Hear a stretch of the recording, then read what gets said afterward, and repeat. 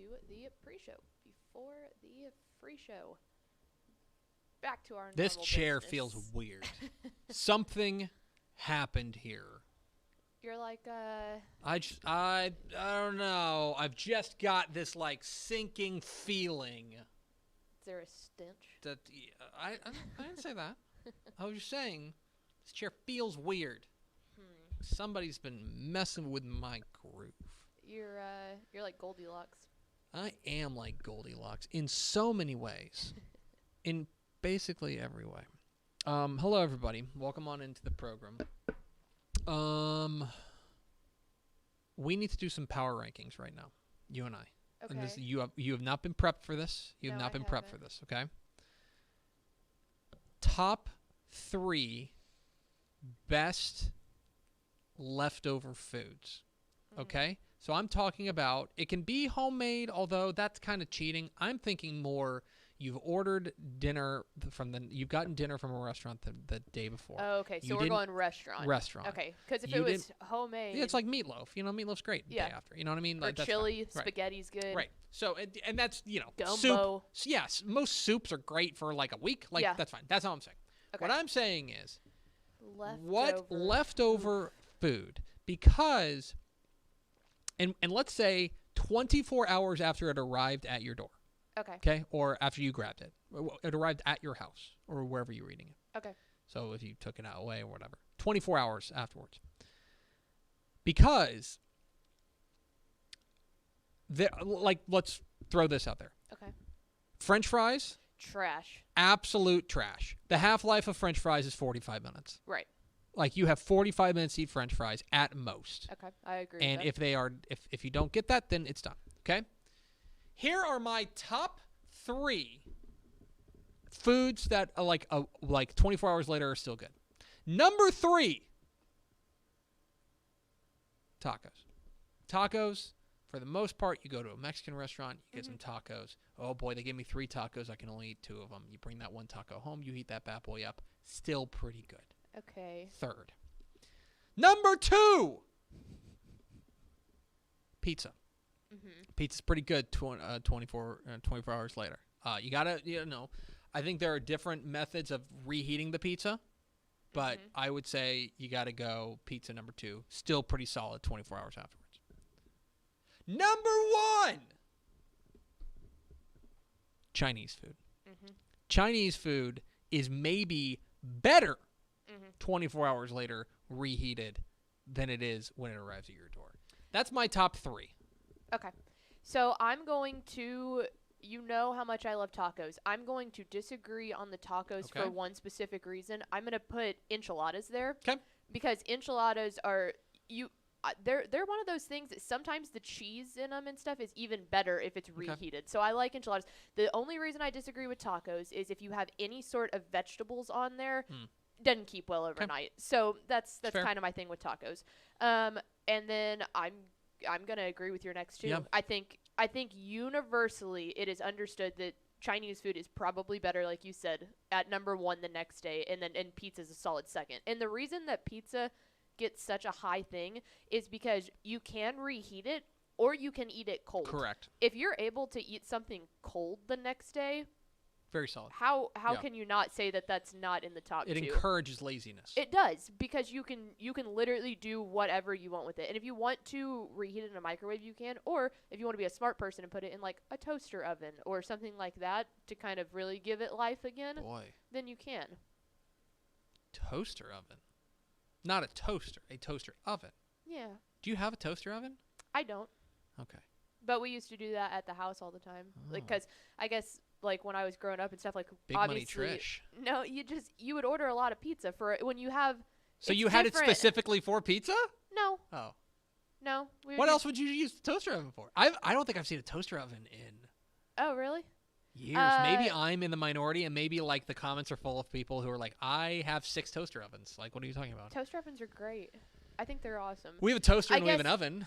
Yeah, and I mean, I guess the big thing is people do air fryers now. I think that is the new surgence of toaster ovens. But I feel like like cheese toast in a toaster oven, Okay. real That's good. fine. Yeah. Someone put in the comments to chicken fried steak. I feel like almost any home cooked meal that You you mean can like- get out yeah. at a restaurant is really good. Home style meals. Home yeah. style, yeah. I agree. One thing, we mentioned one thing that I don't know how well it keeps after 24 hours would be if you were to order like wild game. Like I don't know how that goes and stuff like that. Specifically, what if you were to do Bear Shirt Thursday. Bear Shirt Thursday? It's Bear Shirt Thursday. Are you trying to heat up your bear? I'm just saying I In don't a know how toaster well game works. Bear Shirt Thursday. Hit the theme expo.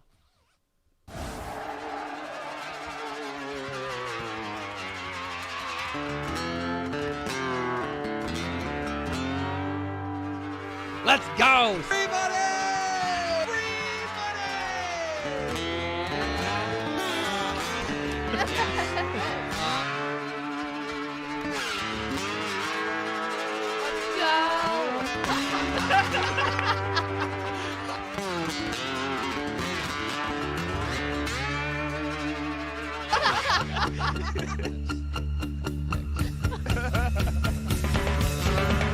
Ain't how to sing the blues, baby. Shot glass in your hand. Yes, y'all. From the Dave Campbell's Texas Football Mothership here in beautiful Louisville, Texas, it's Texas Football Today, a show with that finally is back to normal. Finally, my goodness, I didn't even watch the show yesterday. I just couldn't even. It was just awful. I just can't. No, I heard it was great. I heard you guys did good. Ish said, we leave for 1 day and this happened. I know. It's wild. My name's Greg Tepper. I'm the managing editor of Dave Campbell's Texas Football magazine, TexasFootball.com, corresponding website. Thank you for spending part of your day with us, whether you're watching us live at TexasFootball.com or on Facebook, or you listen to us on the podcast, which you can subscribe to on the podcast vendor of your choice. Either way, thank you for doing your part to support your local mediocre internet show. I am sitting in this chair, again, contrary to popular demand. Sitting back over in that chair, I would say the jury's out on whether or not you should be sitting in that chair. Yeah. She's a Duchess of the Dork. She's Ashley Pickle. I should say the jury's out on whether or not you should be sitting in that chair versus this chair. This chair. I don't think that people are saying you should sit in that chair or you should not be sitting in a chair at all. That's what I'm saying. I can respect Yes. that. I do got to give credit to Mallory for that was her first time running the show, and there were literally no technical mistakes. So Wow, a she clean definitely show. outshowed me. So Boy, she's it might. coming for your I spot. know. I was going to say it might be. They're like, okay, get Pickle out of there. The show runs so much smoother with Mallory I sitting know. here. Listen, that's how it works. Today is Thursday, June 3rd, 2021. 175 days till Thanksgiving. Happy birthday to First Lady Jill Biden. She's 70. Oh, nice. And I just want to throw this out there. I'm married to a teacher. yes. Jill Biden was a teacher. Dr. Biden. Dr. Biden, yes, but she was in education. I should say Yes. yes, but yes, she's an educator. I Yes. should say she's an educator. Laura Bush was an educator. Pat Nixon was an educator. I'm married to an educator. Are you president? I'm just saying that it's lining up. It's lining up. Episode 1178. On today's show, my friends, big beefy show here for you. Yeah. We are going to take a trip down memory lane. Tomorrow, as you may know, is the cover reveal of the 2021 summer edition of Dave Campbell's Texas Football. We will show you exclusively here, right here, live, what is on the cover of the 2021 summer edition of Dave Campbell's Texas Football. But before that, we're going to get you all juiced up and show you some of our favorite covers from past years. Our 62nd annual edition. We got to get this right. So we'll show you covers that that the Dave Campbell's Texas Football staff really likes. We'll get into that. In the back half of the show, I did a little bit of digging. Let's debate. A little bit of digging. The question is, does 7-on-7 success transfer to the fall? I got some stats for you. I've got some stats for you, too. Well, let's have a stat off. Maybe we have the same stats, which would be embarrassing. That would be So we'll get into embarrassing. that coming up here at the back half of the program. Do we have first four through the door? We sure do. You Oh, know, I just no. I typed them up and then accidentally deleted them. It was. Oh, no. Daniel Agnew, Rob Hadaway, Jeremy Meredith, and Tanner Solis. Welcome in, fellas. She sits in this chair one day and suddenly forgets her job. A reminder, tomorrow, the exclusive cover reveal of the 2021 summer edition of Dave Campbell's Texas Football, the 62nd annual edition of the Bible of Texas Football. We will have it live for you exclusively I'm so here excited. on TexasFootball.com/live on Texas Football Today. We also we'll have. It's brought to you by our good friends at Home Field Apparel. Thank Mm-hmm. you to our friends at Home Field Apparel, homefieldapparel.com. And I gotta say, I don't know this. Let me make sure I'm not. Let me make sure I'm not putting a something in my, Don't foot in my say mouth. what's on the cover. No, oh no, certainly not that. But what I'm saying Just is, a friendly reminder here on this beautiful Thursday. okay. So what I gotta do is, To not what I get figured fired. out. So today, as you may know, is Bear Shirt Thursday. It's Bear Shirt Thursday. Mhm. My question is, do they have a bear in their lineup? I don't know. Do they have Baylor? They have Baylor. They have Baylor. So I That's can get a bear. Bears. I can get a Bear Shirt Thursday for Bear Shirt Thursday from Home Field Apparel. Homefieldapparel.com is where you can go there. They are the proud presenting sponsor of tomorrow's cover reveal right here live on Texas Football Today. Which can I mean, we can tease. We're revealing it with a video, and I gotta say, it's pretty dope. Okay. I agree with you. I wouldn't have told people it was going to be revealed with a video, but that's okay. Oh, I thought that was a you can known just tell all the thing. people exactly all of our plans. It's supposed to be secrets. Okay. We will have all that for you tomorrow at Texas Football Today. But in the meantime, Pickle, let's talk about our past. So we're 62 years old here at Dave Campbell's Texas Football. I know I don't look it. But we're 62 years old. This is our 62nd annual summer edition of Dave Campbell's Texas Football. We're so proud to Big put it on. Botox people. Big Botox people. But we are going to take a look at some past covers. Tomorrow we will add a 60-second cover to our magazine. Of course, last year we had Shane Buechele. He's around here somewhere. I Shane! think he's on the ground. I don't mean that, Shane. I'm sorry. Shane Buechele's around here somewhere. Anyway, No, maybe we had not. Shane Buechele on the cover. It's on the lower third. And as I'll mention before, tomorrow as well, there's a lot of pressure that goes into putting together the cover because you only get one shot at this. You only get one shot, and it lives forever.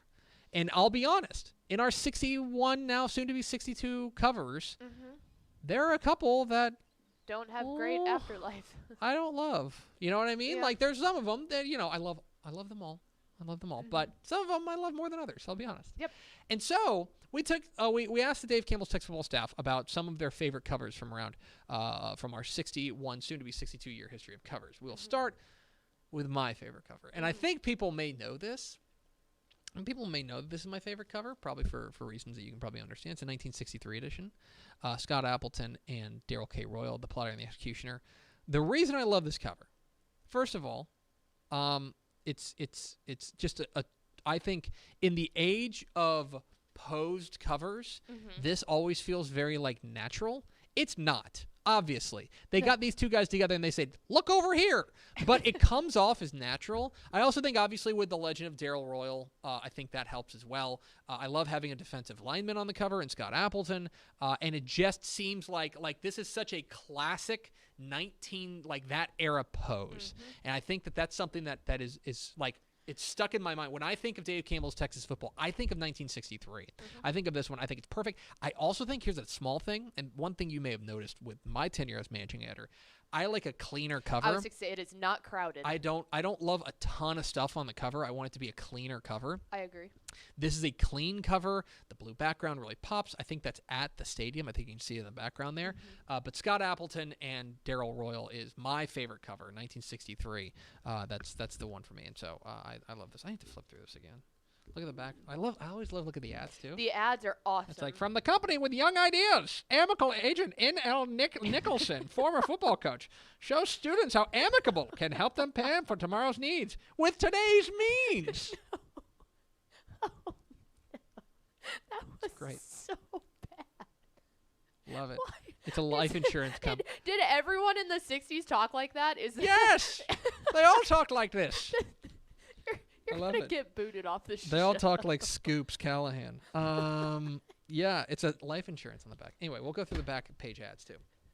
So, 1963 is my favorite cover. That was so cringeworthy. I think you loved it. Okay, so let's move on to another of favorite covers. Who chose this one? Shahan and Powers. Shahan and Powers chose this one, and I'm honored because I was the managing editor for this. Mm-hmm. 2016. Hey, did you like 1963? Does that pose look, I don't know, Because you'll familiar? love 2016. Pat Mahomes and Cliff Kingsbury. Shahan J. Raja and Greg Powers, this was their pick for their favorite cover. A lot to like about this. I feel I don't know. I feel weird because I was a managing editor and I don't like to be like, oh, look how great it is. Let me toot my own horn Well, for exactly. a second. But this was the idea, obviously, we had of recreating the 1963 cover because you had, Cliff Kingsbury, who was like the hot offensive mind. You also had Pat Mahomes, who ended up being a star, as you probably can imagine. I love this cover, the way it all came about. That is actually a composite shot, if you're interested. We shot Cliff and Pat in the studio against green screen. Then we have the red in there. Just that's why the lighting is so good there. But an outstanding cover. And then of course we recreated it with Sam Ellinger and Todd Dodge as well. You know, on the gatefold cover. This is, I believe, our first gatefold cover. But I was really excited about that. Good cover. Again, I don't want to toot my own horn. Well, the other thing is and DQ too, on the back. we absolutely love a success story like that where that has aged quite well. Yeah, I think so. Obviously, Cliff in Kingsbury, every things didn't go facet. great for him at Tech, but he's obviously doing okay now. Right. And then, obviously, I don't know if you know, but Pat Mahomes has $500 million contract. Yeah. So. And if you want to even go further than that, Todd Dodge just won Todd Dodge and state Sam Ellinger. championship. Sam Ellinger did okay Going there to at the Texas. NFL. The one thing I will say though is up at the very top with Tom Herman, H-Town Takeover. Tom Herman's Cougs are here to stay. Mixed results. Under Tom Herman. Yeah, they were. The They were Cougs pretty were good. there, and then he left. And the then he next left. year. But anyway, 2016, Shahan J. Rogers, Greg Powers like that one. This was yours. And I got to tell you. No, 1990? It was Steps. Steps. I was going to do this one until I found out that Step did it, so I decided to add some diversity into it. There you go. 1990. Spike Dykes. This is probably my second favorite cover. It's my favorite. It's classic. It's my second favorite cover. I don't know. Spike Dykes, this is after they won at least a share of the Southwest Conference. But 1990, I don't know that there is an image that we have that captures the spirit of the cover human. subject Yeah. quite like this one. This is so iconic, and it's like I just love the laugh because that's just who Spike Dykes was. The stadium in the background, it's very 90s, which I think it really captures the era that it came in. And then also I will just point out there, I must mention, I love, real fast before we get inside the magazine, I love the classic, what would you like, comic book little bubble there with Exxon presents the best of the 80s. Like that's Chef's Kiss, and the Dr. Pepper logo on the bottom. The other one that I will throw out there, the other thing I'll throw out there is I think that's not even the best image in this magazine is the cover because and you can't put this on the cover. So it's called The Road Goes On Forever. It's written by Brad Buchholz, the main feature. And here is Spike Dykes hanging out on his giant cell phone, driving down a West Texas road. Love this in what picture. you know is like a station wagon. I love this picture. It is so great. It's so good. I love this picture. Anyway, that's great. 1990. That's Matt Seff's pick. Okay. This was 1974. This one was me. This was you. This was the one I You went chose with. 1974. Darrell Royal. This is Darrell Royal at the Summit. This is the last time he was on the cover. Yes. Last time he was on the cover. Because after 76, he was done. Correct. So. But Darrell Royal, this one is another kind of classic image. And I think you're right that one thing I know is important to you is it has to capture kind of the era that it came in, and this looks like the 70s. It does. It screams 70s with the glasses. I love the old school Texas logo that looks, I guess, more like that Tennessee T now. The Letterman S type jacket that he's got on.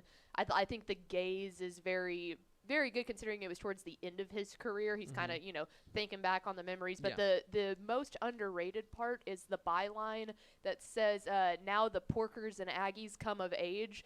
Definitely it's got to be referring to Arkansas, of course the old Southwest Conference. Like, that is one of the best bylines on the cover of a magazine that I've ever seen. Like, Dave just went ahead and popped off there. It was great. it was really, really good.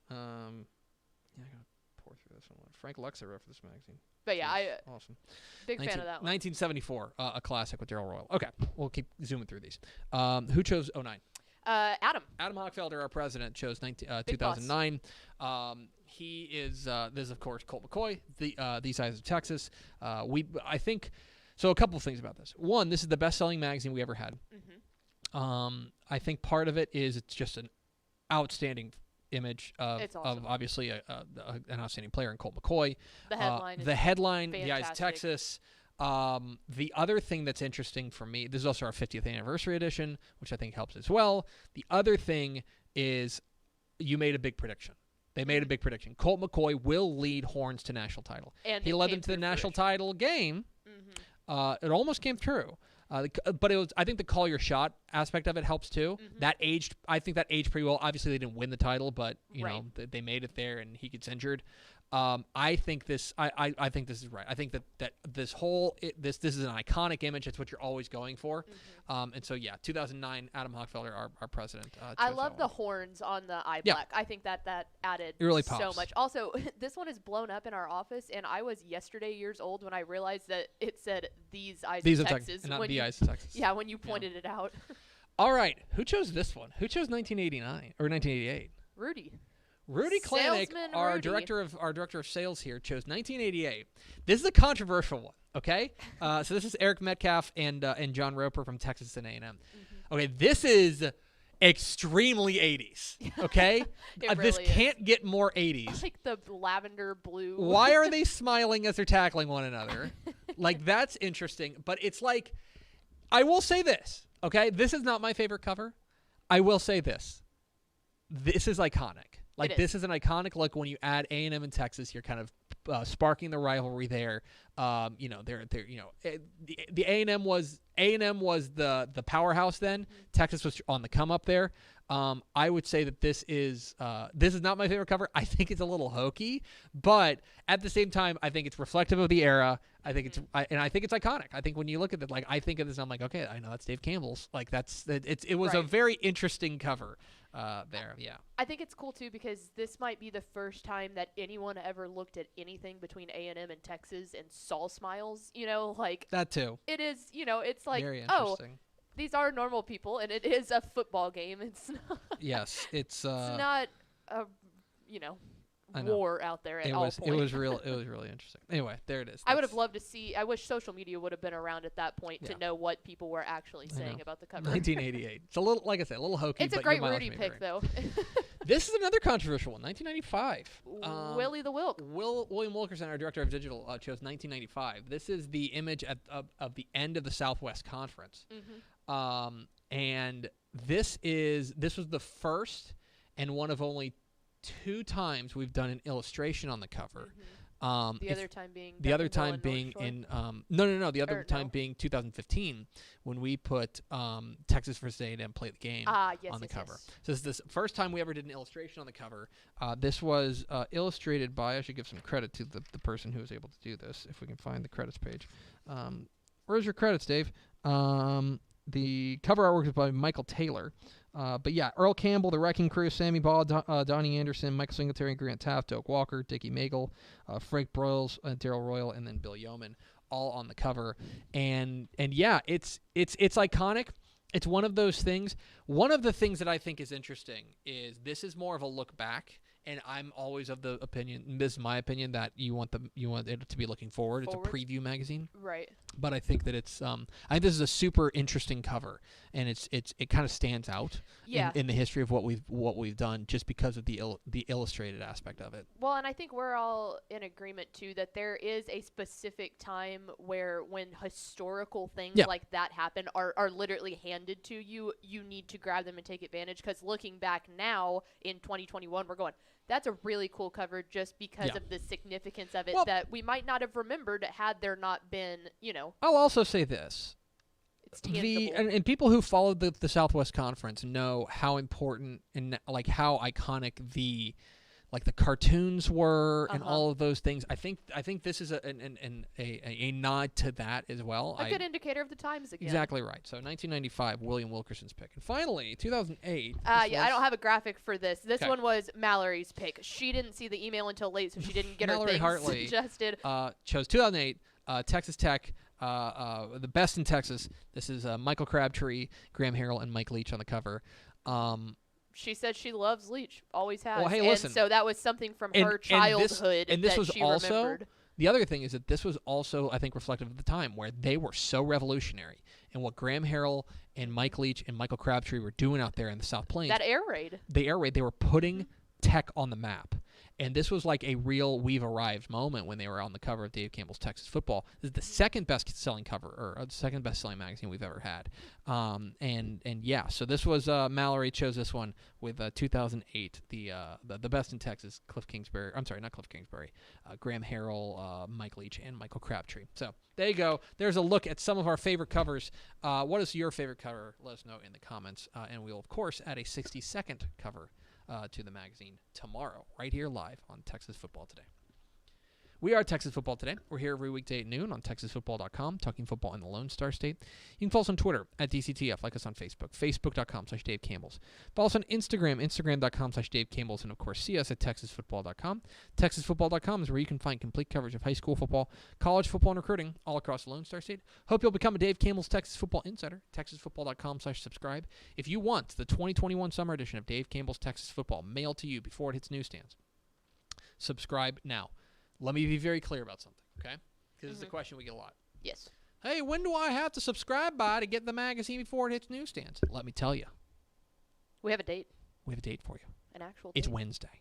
Wednesday, I believe, let me make sure it's the 9th. Is The that right? 9th, yes, because 9th, that is June 9th. that's a LP's birthday.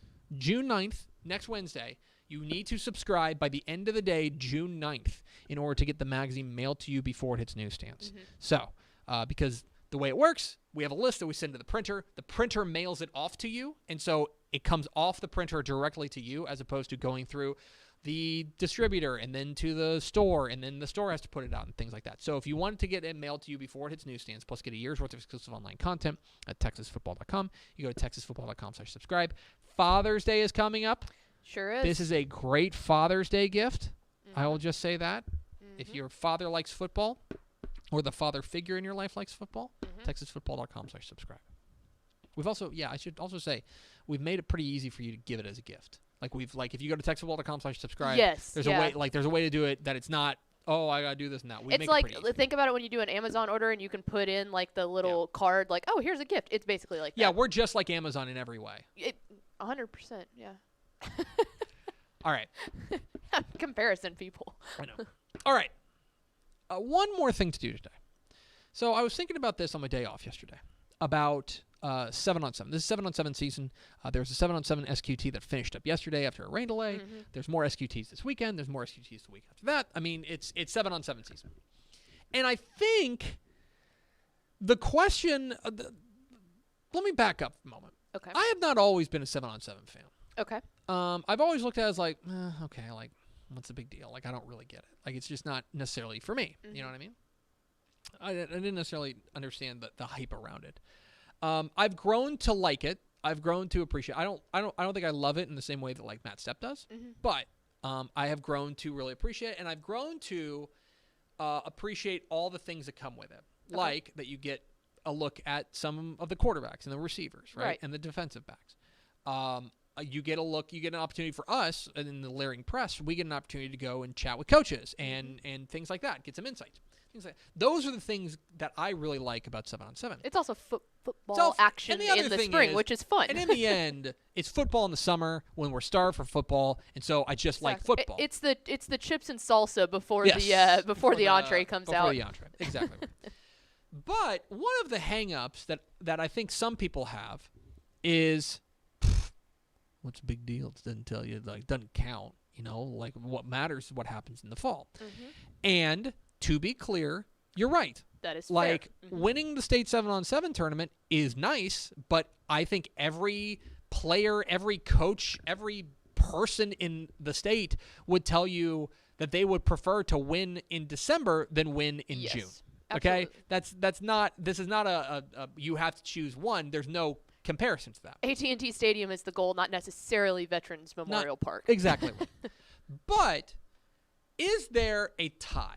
Is there something that we can glean from 7-on-7 that will allow us to project into the fall as to how these teams are going to do? Because these are players, not always, with some teams, it's not always their starting quarterbacks, not always their starting receivers, not always their starting defensive backs, but for a lot of teams it is.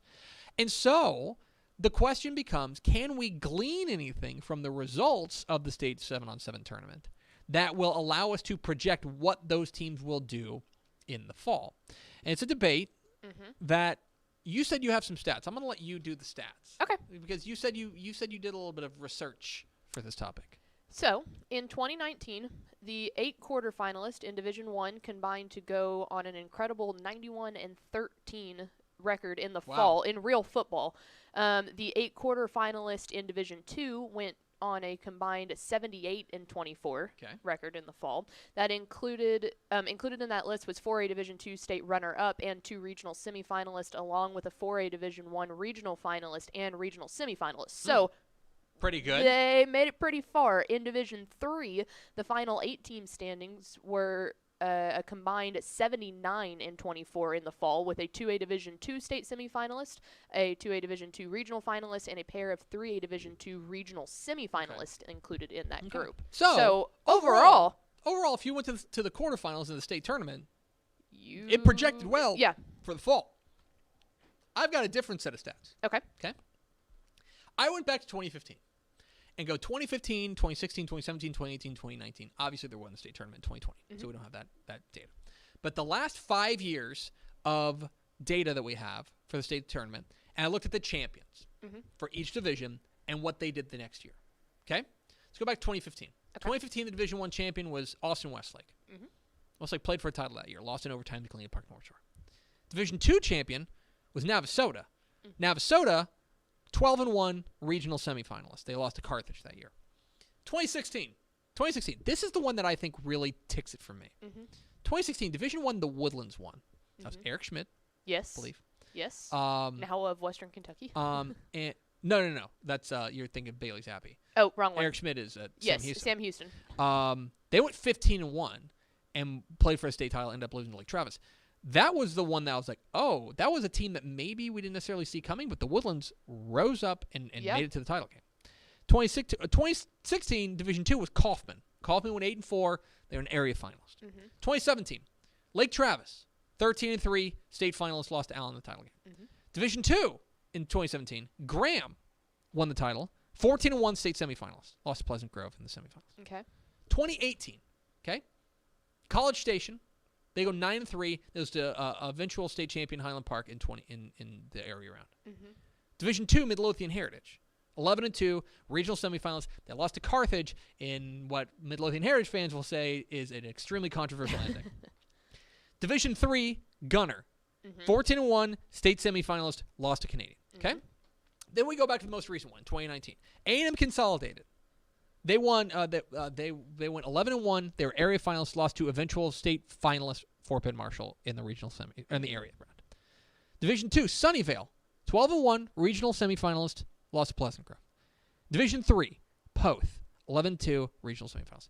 If you average all those teams about, those are the last 12 champions in state 7-on-7.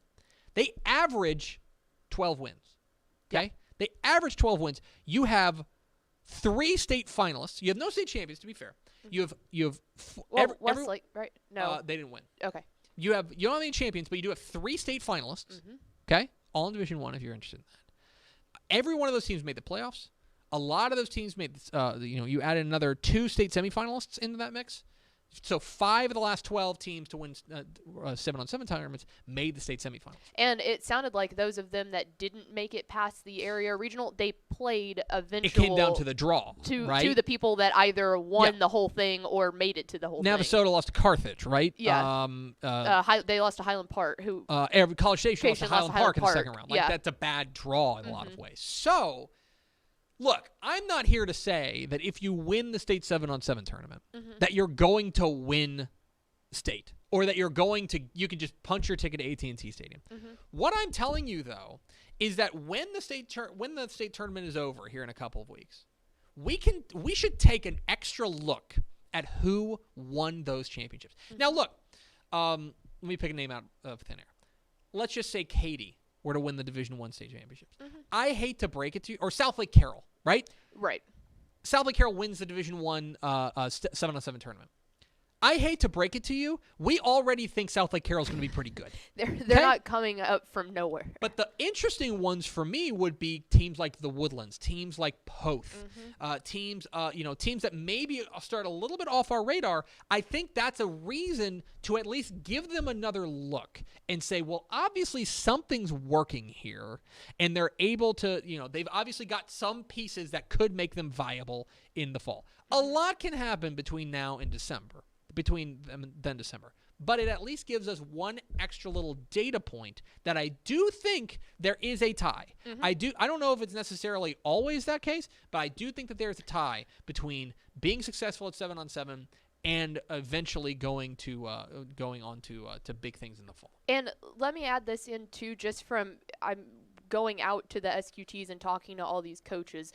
The biggest thing, and it's kind of, there's a little debate going on in the comments right now, that yes, obviously teams like, say, South Lake Carroll that have a quarterback like Quinn Ewers and they are a passing heavy offense, they do better in 7-on-7 because that's the name of the Sure. game. There's no surprise there. You get teams that out there run the slot tee or the wing tee. Yeah. It's different for them, and you can't put as much stock into those run heavy teams. However, the thing that I've talked to coaches about, asking what do they take out of 7-on-7, and they're like, the camaraderie, I said that wrong, that the teams get from just being out there and being together and getting the reps in, they say that makes light years of difference in the fall. And I'll just give you an example, and we'll talk more about this as time progresses and we get closer to the state's tournament in June, which is this month. Time has no meaning. There is a different, you have to take every team differently. That, for example, the Woodlands going out there and doing in 2016, that should have been a red flag for us and said, hey, look, they've got something cooking there. They've got some quarterback. They got a quarterback. They've got some receivers. Things are going pretty well for the Woodlands, right? Things are, we should take another look at them. There are other teams that go out there that do not run offenses that are reflective of what they run in the fall. Right. There are teams that go out there and maybe they run the slot tee, and they go out there and run what was colloquially known as junk offenses, right? Where it's just like, this is a 7-on-7. You run routes that are you're never going to run in because like a lineman would be standing there or a linebacker would be standing there, things like that. Those are things that you have to take into account. But that said, I also don't know. I would need to go through. I don't think, Gunner, I know, does not run a junk offense. They run kind of a version of their own offense there in 7-on-7. So there are some teams that go out there and do that. But generally speaking, these are teams that when you get to the very top, these are teams that are running reflections of what their offense usually looks like. And that's probably a key component to this as well. And by the way, the defense is kind of this, doesn't have that necessarily that excuse. Right. They've got to go and play these offenses. So yeah. Anyway, there's a little bit of 7-on-7 talk. It could be, it's interesting. And when we get to the end of the state tournament, just take an extra look at the teams that end up with the belt, because that's going to be an interesting teams to keep an eye on in the fall. Well, and I was going to say one more quick thing too that they have been so heavy on, and maybe obviously it's because we didn't have this last year, but we talked to Rock Hill head coach Mark Humble, and he was like, just the fact that we were a brand new program, getting to have our guys out here, he was like, this helps us regardless of what kind of offense we run. And by the way, let's also not count out the fact that, I know we are now a year removed from last summer where 7-on-7 got canceled, but like for programs like that where you've only had X number of reps, getting those extra reps is going to be critical. Yep. And so that's something certainly to keep an eye on. So there you go, a little 7-on-7 talk. And now we go over to Ashley Pickle for America's second favorite segment, Final Thoughts. Wanted to throw this out here because we hadn't, I don't think we've brought this up yet. We have a bracket challenge going on right now on TexasFootball.com, the mascot costume challenge. So if your mascot that you wanted on there is not on there, it's because you didn't send in a picture of it. So we actually pulled the pictures from the fans and schools of the actual mascot costume. So you can go check that out and vote. The one going on right now that I think is really tough. We've got oh boy, there's a lot of really good first round matchups. Floydada versus New Braunfels, the Whirlwind versus the Unicorn is tough. Jersey Village Falcons versus the Cywitz Wildcat. The Dieball Lumberjack is elite. Yeah, it's kind of jacked. Tough. It's tough, man. It's good I'm stuff. glad I'm banned from voting. So. You want one other thing? The Cedric course I do. Benson cover is the one that everyone said Yes. that they were surprised wasn't on there. Yeah, the Cedric Benson cover is really a unique one. It's one of two. He's one of two high school players who's ever been on the cover of Dave Campbell's Texas Football, along with. That's not true. No, the Grays were both on there. Yeah. Oh, yeah. But Cyrus Gray was at A&M at that time, but Jonathan Gray was on there. But then I want to say that there's a high schooler on one of maybe the breakthrough page or Sam. or one. Sam yeah, with- that's on the secondary. Oh, cover. okay. On the main cover. Gotcha. On the main cover of the magazine. I would need to go back and look, but anyway, that's obviously you go back there, and Cedric Benson was such I'll use the same word in twice in a week, or twice in a minute. He was such a unicorn. Like, he was such an interesting thing of, like, he ticked all those boxes of he was the undisputed number one recruit in the nation. He had already led Midland Lee to 2 state championships, right? He was already good. He was committed in state. Like, there was a lot going on there that made him, I think, the right choice. And yeah, that's an iconic cover that I think people I think it's aged well, and I think it's one of those covers that people remember being like, "Oh, wow, that's a touchstone moment in Dave Campbell's history when we were able to put Cedric Benson on the cover." Now 21 years ago. How about that? Yeah. There you go. All right, that's going to do it for us.